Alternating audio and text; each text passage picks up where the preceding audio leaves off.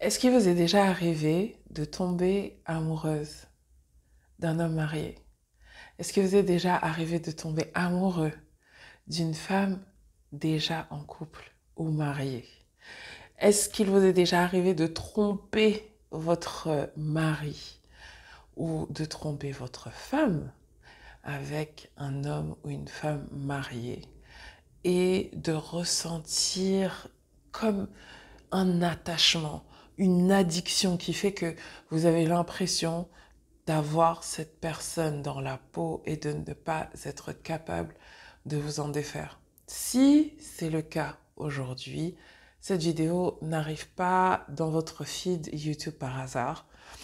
Je suis ici pour répondre à vos questions, vous expliquer ce qui se passe et vous donner des outils pour vous libérer de cette emprise charnelle, cette emprise sexuelle qui vous fait devenir quelqu'un que vous n'avez pas envie d'être.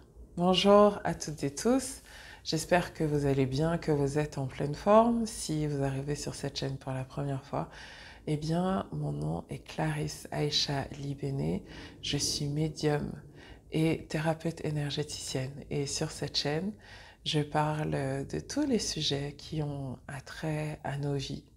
Et j'en parle à travers le prisme de la spiritualité et en particulier des spiritualités africaines. Je réponds aujourd'hui à une question qui m'a été envoyée par mail. Alors, c'est une rubrique que j'ai envie d'appeler le courrier des abonnés ou le courrier des lectrices ou des lecteurs, mais je pense que le courrier des abonnés, c'est bien. Donc, si vous aussi, vous souhaitez que je réponde à vos questions et que vous voulez que ce soit garanti, je vous invite à devenir membre de ma newsletter privée qui s'appelle Les Inspirations de Clarisse, à devenir membre payant. Dans cette newsletter privée, j'ai un podcast privé qui sert justement à répondre aux questions de mes membres, des abonnés payants avec lesquels je fais un travail énergétique, pour lesquels aussi je canalise et j'utilise mes dons de médiumnité pour répondre à leurs questions, qui ne sont pas seulement des questions d'ordre spirituel, mais qui sont des questions de la vie en fait, hein, des questions de la vie de tous les jours. Et pour moi, la spiritualité, c'est quelque chose qui a vocation à être très pratique, très pragmatique, et qui doit nous aider à vivre une meilleure vie, une vie dans laquelle on se sent bien, dans laquelle on se sent belle, beau, dans laquelle on se sent abondant, dans laquelle surtout on se sent connecté à nous-mêmes et connecté à la source divine. Alors, je vais vous lire le message que on va l'appeler Mademoiselle M, hein, ou Madame M, parce qu'elle est mariée. Et elle nous explique dans ce message que je vais vous lire que elle est follement attachée à un homme marié alors qu'elle aussi elle l'est. Elle me dit bonjour, j'espère que ce message vous trouvera en bonne santé. Eh bien, j'ai oublié que j'étais en France et que je ne suis pas au Sénégal. Je suis allée faire du sport, j'ai attrapé froid, donc j'ai le nez un peu bouché, vous l'entendez peut-être. Mais sinon, globalement, tout va bien, je suis au top de ma forme. Je partage avec vous une expérience que j'ai eue depuis il y a quelques mois. Je ne vais pas donner le mois exact parce que je ne veux vraiment pas qu'elle soit reconnue. J'ai rencontré un homme lors d'un événement. On a échangé plusieurs messages anodins au début et sexy ensuite. On s'est bien trouvé, comme il disait. Il faut savoir que je suis mariée et lui aussi. Vraiment, nos échanges étaient pertinents et enrichissants. En 5 mois, on s'est vu 3 fois avec deux fellations, mais pas de pénétration. Il a adoré et moi aussi. Je me suis attachée à tout ce que représente cette personne. Mon énergie a changé depuis que je l'ai rencontré. Je prends soin de moi, j'ai perdu du poids, j'ai plus d'énergie, car cet homme est un grand sportif. Mais voilà, C'est une relation extra-conjugale. Et étant tous les deux de confession musulmane, on ne pouvait pas continuer. Mhm. Sauf que je me suis attachée à lui. Dernièrement, il m'a bloqué sur les réseaux. Je ne trouve pas cela correct de sa part. Mais je peux comprendre car j'ai quand même forcé. Il est d'origine sénégalaise. C'est peut-être pour ça qu'elle m'a envoyé le message, parce qu'elle veut savoir comment fonctionnent les hommes sénégalais. Donc, ma chérie, tu vas savoir. Et moi, maghrébine, je ne dirai pas le pays exact. Qu'en pensez-vous? Est-ce qu'il y a une chance que les choses reprennent? Merci beaucoup d'avance. Tellement de choses à dire, tellement de choses à dire, mais je vais essayer d'aller straight to the point, hein, parce qu'il y en a ici qui se plaignent que je ne vais pas assez vite. Moi, j'aime les choses lentes. J'aime que les choses prennent du temps, hein, et pas seulement dans mes vidéos, mais partout dans la vie. Hein, l'amour, ça demande du temps. Hein. La nature prend du temps. Okay? Et les choses qui vont vite, vite, vite, en règle générale, s'effondrent vite aussi. Donc j'aime prendre mon temps, hein, pour dire les choses et pour faire les choses. Et vraiment, si ça ne vous convient pas, vous avez deux options. La première, la plus simple, c'est écouter quelqu'un qui a un rythme qui vous convient. Et le deuxième, vous pouvez appuyer sur le bouton accélérer, il y a de la vitesse sur YouTube. Okay? Je le dis cette fois-ci, mais je ne le redirai pas parce que vraiment c'est épuisant. Donc beaucoup, beaucoup de choses à dire. La première, c'est qu'il faut vraiment distinguer deux choses. Hein. L'amour et l'attachement. L'amour et l'attachement. Hein. Et ce que j'apprécie beaucoup dans cet email, c'est qu'elle me dit vraiment, je suis attachée à lui. Hein. Et en fait, une femme s'attache à un homme grâce au rapport sexuel. Une femme s'attache à un homme grâce au rapport sexuel. Pendant un rapport sexuel, une femme va avoir son énergie féminine qui va s'activer. Et cette énergie féminine, elle s'active et ça se matérialise par la sécrétion d'une hormone qui s'appelle l'ocytocine, qui est l'hormone de l'attachement, hein, chez la femme. Chez l'homme, ce qui crée l'attachement, hein, ce n'est pas le rapport sexuel. Ce qui crée l'attachement, c'est le fait qu'on le challenge et le fait qu'on lui soumette un problème à régler et qu'on le crée ensemble, qu'on trouve la solution ensemble. Hein. Et cette hormone-là, elle s'appelle la vasospérine.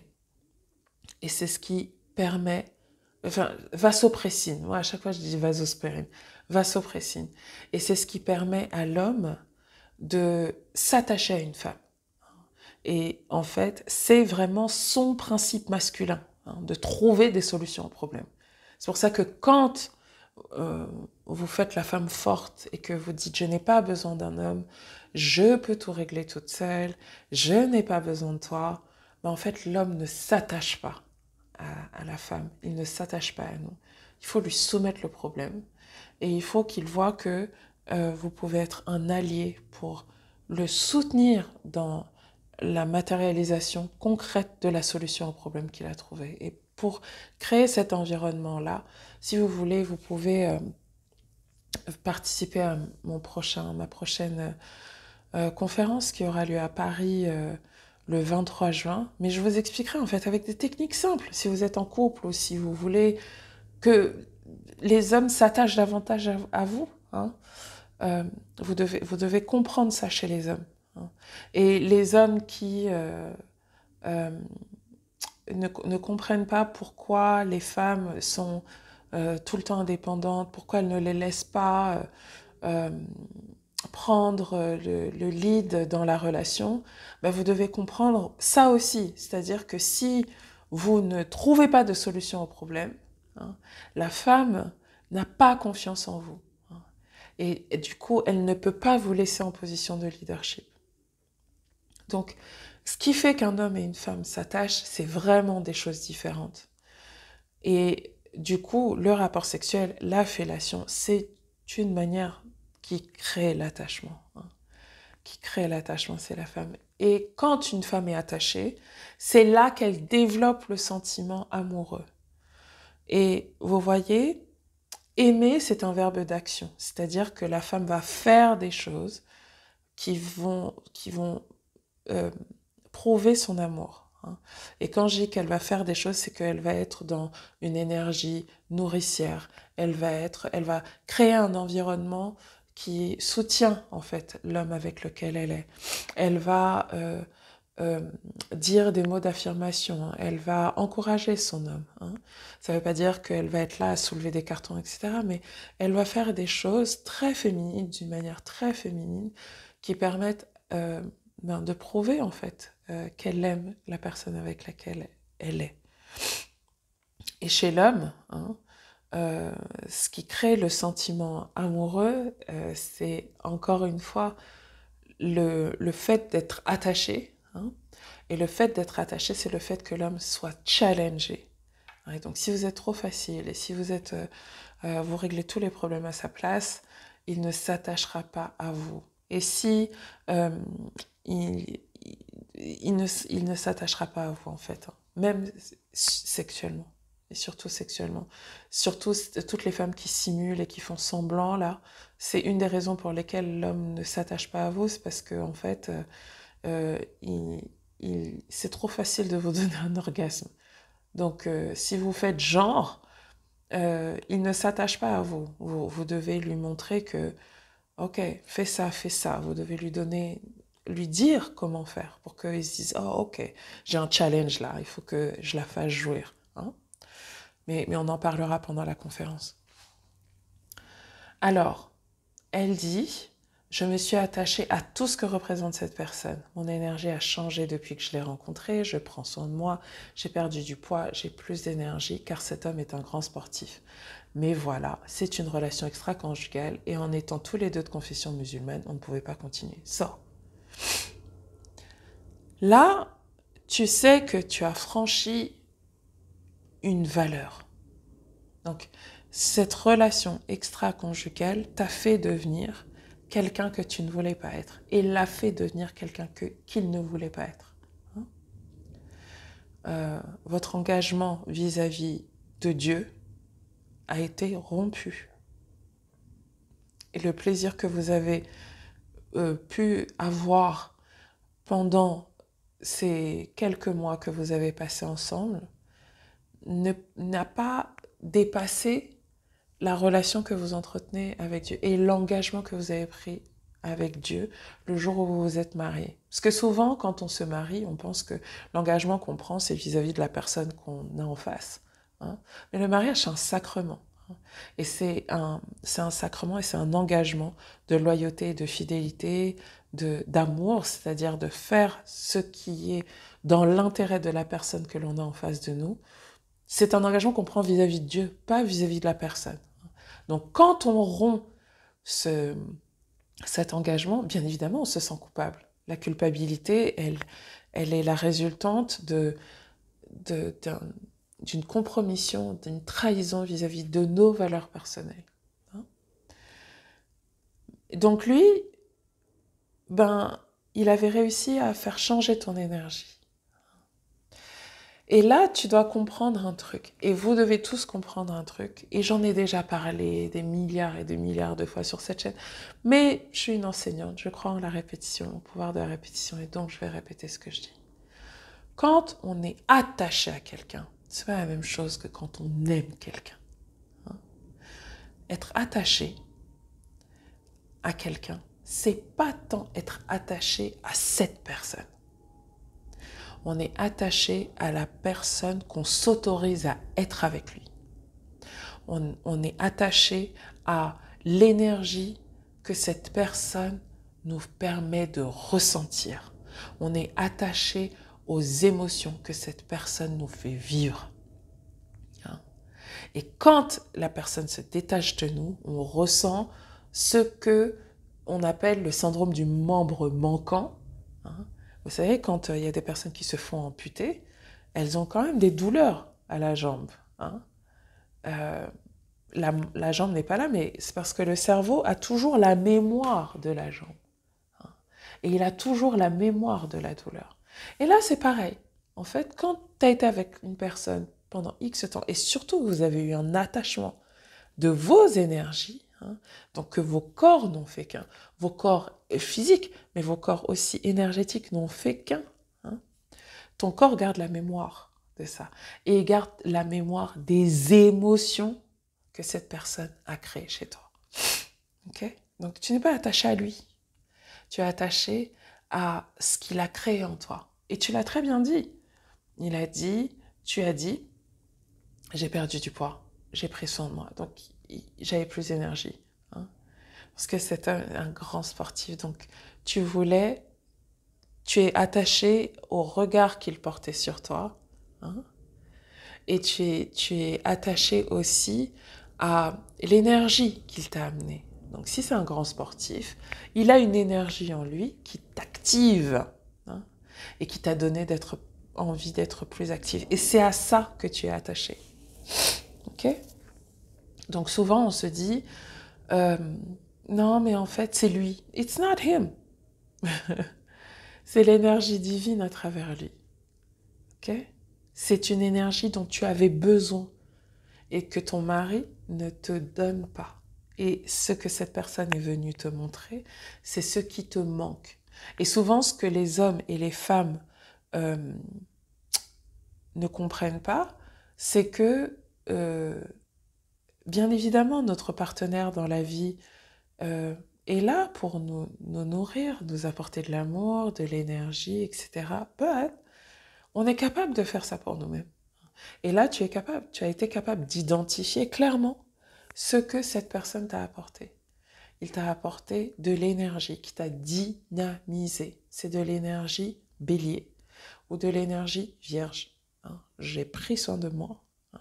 Virgo energy, donc ça ne m'étonnerait pas qu'il soit vierge ou qu'il soit bélier, hein, et qui t'ait donné envie d'activer ton feu en toi. Hein. Il peut être sagittaire aussi. Ok ? Tu dis maintenant, il m'a bloqué sur les réseaux et je ne trouve pas ça correct de sa part. Girl, ce que je peux te dire, c'est que s'il t'a bloqué, sans aucune autre forme de procès, c'est-à-dire qu'il t'a pas donné d'explication, etc., etc., probablement que sa femme l'a, l'a, l'a démasqué. Sa femme est au courant qu'il la trompe. Et à mon avis, elle lui a mis un ultimatum. Alors ça ne veut pas dire qu'elle sait que c'est avec toi, hein, mais à mon avis, sa femme a des soupçons et lui a dit, lui a fait comprendre que son mariage était en danger. Et donc, non seulement il y a la question de sa foi et de la culpabilité vis-à-vis de Dieu, mais il y a aussi le fait que son mariage soit à risque et qu'il ait beaucoup à perdre en fait en quittant sa femme. Hein. Et pourquoi je te dis ça? C'est parce qu'un homme, il te bloque jamais. Men never block women.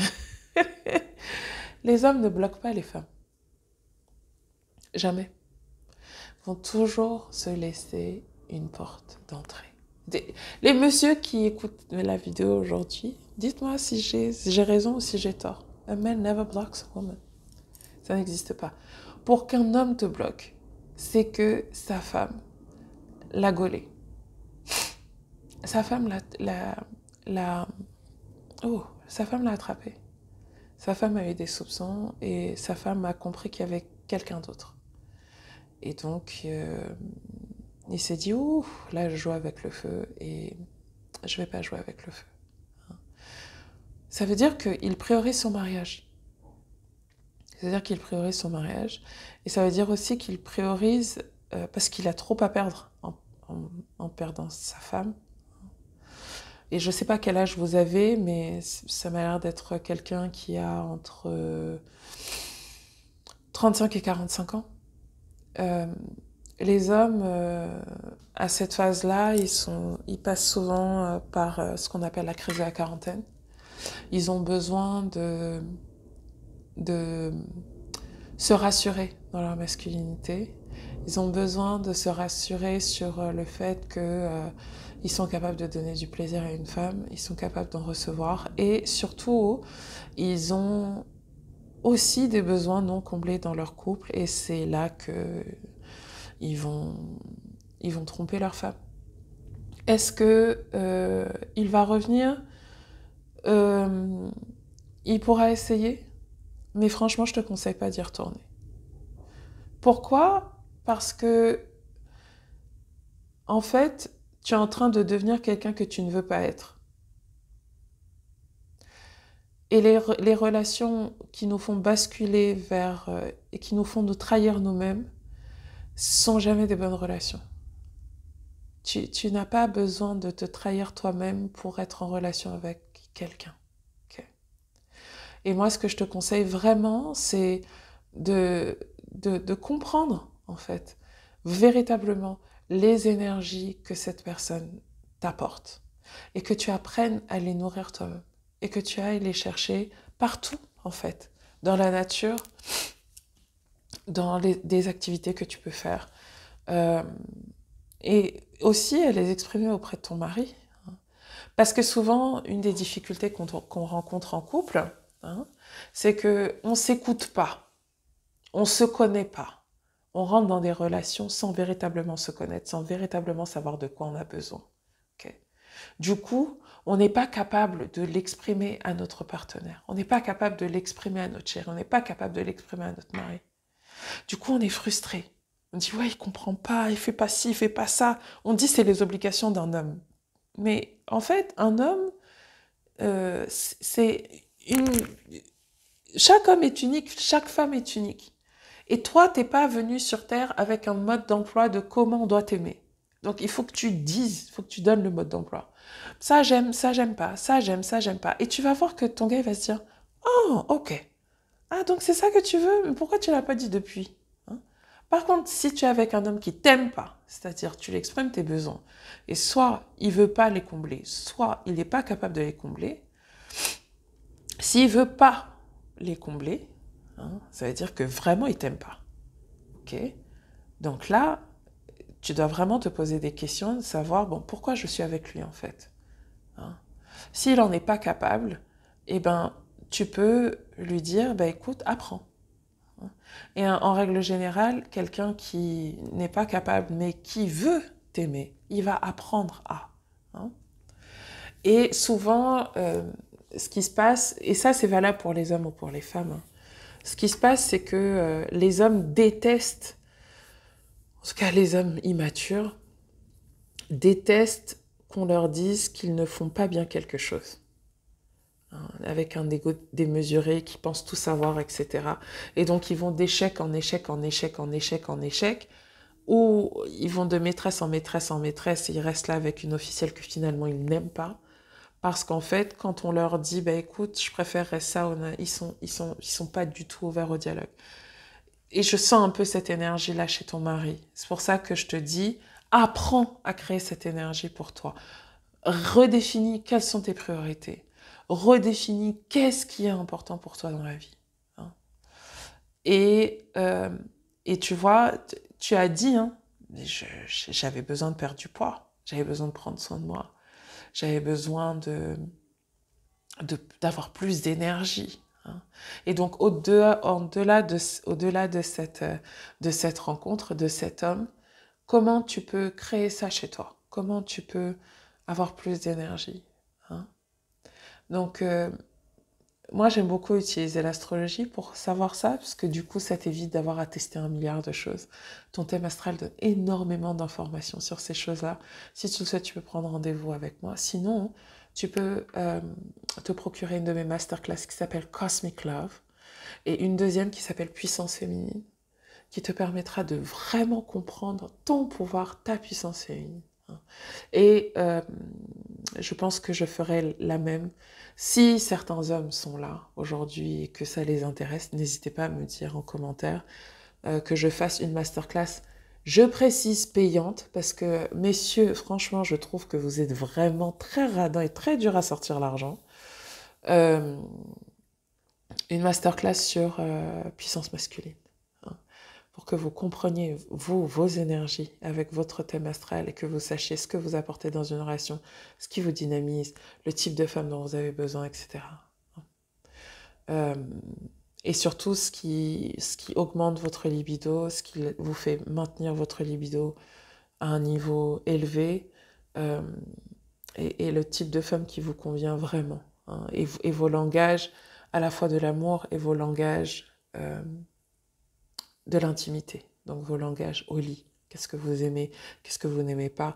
Comprendre votre femme, qu'est-ce qu'elle aime, qu'est-ce qu'elle n'aime pas. Et souvent, comme les femmes n'osent pas explorer leur sexualité, elles ne connaissent pas leur langage de la sexualité. Et j'espère que vous, messieurs qui êtes en couple ou qui aspirez à l'être, vous allez être un espace où elle va pouvoir explorer avec vous, que vous allez lui permettre ça et pas attendre d'elle qu'elle sache tout en fait.